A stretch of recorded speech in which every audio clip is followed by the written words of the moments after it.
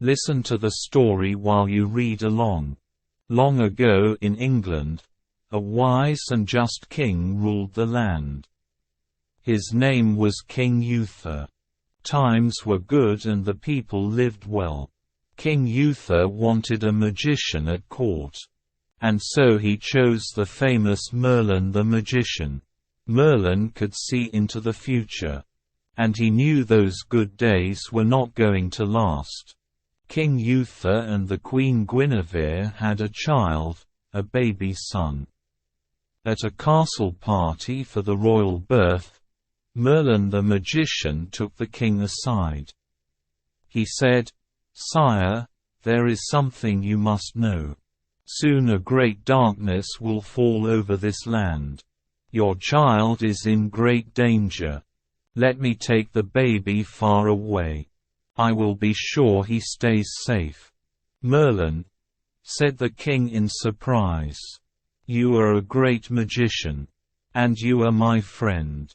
But there is no way we would let anyone take our child away." Sadly, soon after the child's birth the queen died. Not long after, King Uther was killed in battle. That very night, Merlin swept into the castle and took the child. The next morning, the royal nurse went into the nursery. Alas, an empty crib. In fear, the nurse, the nobles and servants looked everywhere. But the baby was gone. For years, there was no king to sit on the throne. No king to set the laws. Men of high rank fought each other to be king. Darkness fell over the land. Robbers and bands of wild men ruled the streets of London. Evil men broke into houses and took what they wanted. Travelers on the roads were jumped and robbed. The people of England lived in fear. Yet far away, there was a quiet place. A good knight, Sir Ector, lived in peace with his 2 sons. His first son was named Kay. His younger son Arthur had been adopted as a baby. Years before, a stranger had come to Sir Ector with a baby. He asked if Sir Ector would raise the child. The old knight took the baby in his arms, glad for a second child. He named the baby Arthur, and raised the child as his own. When Arthur was 10 years old, the same stranger returned to Sir Ector's home. He could read and write, and so Sir Ector hired him to teach his 2 sons. Kay could not sit still for lessons and he stopped coming. But Arthur listened with wide eyes. He learned everything. I bet you have guessed by now who that stranger was. None other than Merlin the magician. At the end of each day when Arthur finished his chores, that was time for the lessons. Merlin would sit with Arthur for hours and teach him about the world. Arthur was a thin lad, not strong like his big brother Kay. Merlin said not to worry about that. He said what mattered most was to have a heart that was big and strong. Merlin saw how the birds, foxes and deer followed Arthur. He could see that the boy had a very big and strong heart. By the time Arthur was 16, his brother Kay had become a knight. He was now called Sir Kay. Arthur loved nothing more than to serve his brother as a squire. He kept great care of his brother's tunic and helmet, his spears and lances. One day at lesson time, Merlin looked away. He stood up. "What is it?" said Arthur. "The people need hope," said Merlin. "Arthur, there is something I must do. I must go now." That night, when the nighttime was at its most dark, Merlin the magician came to London's Market Square. He stood in the middle of the square. He held both his arms high. and pointed his wand to the stars. The next morning at dawn, people started to arrive at the market. There in front of them was something most odd.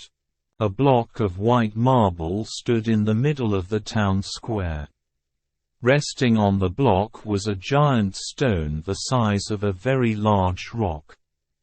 At the very top of the stone there was a golden sword handle and a few inches of the blade, shining in the sun.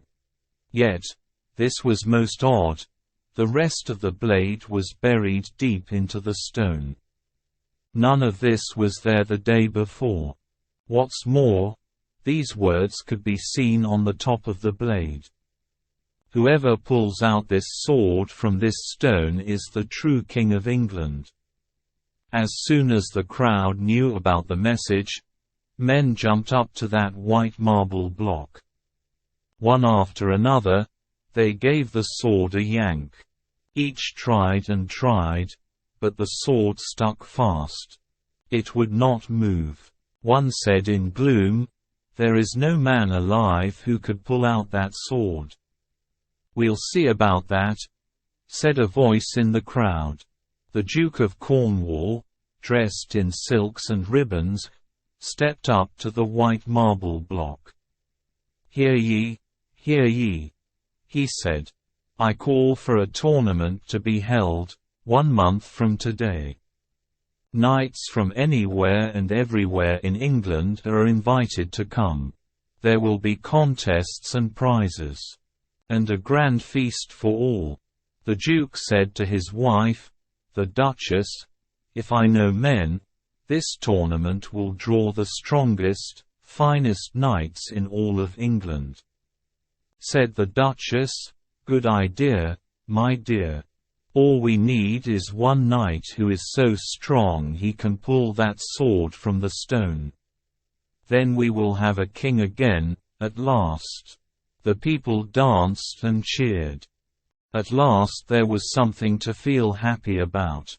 News of the tournament traveled fast. From castle to village, to every far corner of the land. At last, word got to the far-away home of Sir Ector. Sir Kay heard the news when he was polishing his helmet. "Arthur!" he called out.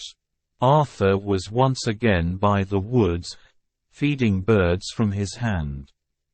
He set down a pile of seeds for the birds, and a pile for the squirrels. Then he ran fast to see his brother. "There you are," said Kay. "There will be a tournament in London. We must set out at once." What great news! Arthur had never been more than a few miles from home. He would be the best squire ever for his brother. Arthur ran back to the house. In the courtyard his father was getting the horses ready. Sir Ector and his 2 sons rode through London on their way to the tournament. Riding through the market square, something shiny glinted in the sun. "That sword looks like it goes right into that stone," said Arthur. "But how can that be? That's impossible." But why were guards standing all around it? The father and his 2 sons reached the tournament. Sir Kay ran off to get in line to register. Sir Ector greeted many old friends, dukes, earls, barons, counts and countesses. Arthur sat in their tent, polishing his brother's helmet till it shone bright. A bugle sounded. The tournament was about to begin. "Get my sword," demanded Kay. "Right away," said Arthur. But where was it? Arthur looked around in panic. Kay's spear, battle-axe, and dagger were right where they should be. But no sword. "Kay," he said, "how about a battle-axe? Where is my sword?" "I'll have it in a moment," said Arthur. "Be quick about it," said Kay. Arthur ran back into the tent. Maybe he had left Kay's sword there. He searched through the bag of armor and weapons. How could he let such a thing happen? Then he had an idea. Very fast, Arthur rode back to the market square. The guards were not there anymore. They must have all gone to the tournament. Arthur stepped up on the marble block. Let's see if that sword can get unstuck. He took hold of the handle of the sword. He moved the sword a bit. Hey, he said, it's looser than I thought. With one big tug, the sword slid out. Arthur was thrown back, but the sword was safe in his hands. I will be sure to bring it right back. He raced to where his brother was waiting. Here it is, he said, handing the sword to his brother. Kay took one look. Oh, he said in surprise. What is it? Said Arthur. But his brother was gone. Soon after, he heard his brother's voice outside the tent. Father, I have something to show you. Kay and his father stepped inside the tent. Look, said Kay. He pointed to the sword. Sir Ector stared. His face turned white. Kay, said the father, facing his older son, where did you get this sword? It is mine, said Kay, holding it close to him. I have it now. Kay, said the father again in a stern voice. I will ask you one more time. Where did you get this sword? The young knight's head dropped down. From Arthur, he said. He lost my sword. Somehow he got this one. Arthur? The father turned to his younger son. How is it that you came by this sword? I'm sorry, said Arthur. Father, I will put it back right away. I only meant to borrow it when I pulled it from the stone. You must take us to where you found this sword. At once, the three of them rushed over to the market square. Arthur climbed up onto the marble block. It came from here, he said. He lifted the sword over his head. Then he dropped the blade back into the stone. Now it's back. Hey, said Sir Kay. I still need a sword. He jumped up onto the marble block. Grabbing the hilt of the sword, he pulled and pulled. But it did not move. Kay shouted to Arthur, What did you do to it? Nothing, said the lad. You must have done something, yelled Sir Kay. Hush, both of you, said the father. It is better if no one sees or hears us. But it was too late. A crowd had already started to form. Hey, did you pull that sword out of the stone? Called one. Yes, said Arthur. I did. Do it again, called another from the crowd. Yes, let's see it. Arthur put his hands around the golden handle. With one tug, the blade slid out. Who are you? Called another voice.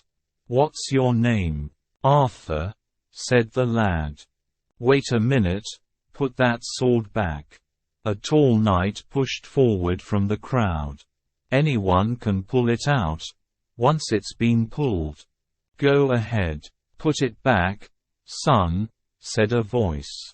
It was the Duke of Cornwall, the one who had called for the tournament. All right, said Arthur. He slipped the blade back into the stone, with ease. Let me at that now, said the tall knight. He jumped up and grabbed the handle of the sword. But pull and tug as he might, the sword would not move. Not even a bit. Another knight tried. Then another. But no one could move the sword. Some waited, thinking the longer they pulled the sword, the looser it would get. But when each man took their turn, the sword did not move for them. Let the lad try now, said the Duke of Cornwall. "Arthur, go ahead." Arthur stepped up to the stone again. In one motion he freed the sword. This time, he held it high above his head. The blade flashed in the sun. Amazed, the crowd did not know what to think. One called out at last, "He must be our new king." "We have a king," called another. At last, "Stop!" shouted the tall knight. "Do you really think this skinny boy should rule over all of us?" "Yes," said a voice. All eyes turned around. It was Merlin the magician. "I know this boy. I know his heart. There is no one in England who has a heart that is bigger and stronger than his. The sword has told us this young man is to be the next king of England. And there is something else. The lad," said Merlin, pointing to Arthur, "is the true child of King Uther. He is the missing baby." Cheers began to ring out. "Hail, King Arthur!" called someone from the crowd. Sir Ector fell to his knees. Then Sir Kay. One person after another fell to their knees, too. All cheered. At last, a king had been chosen. A fresh young king, and a new day for England.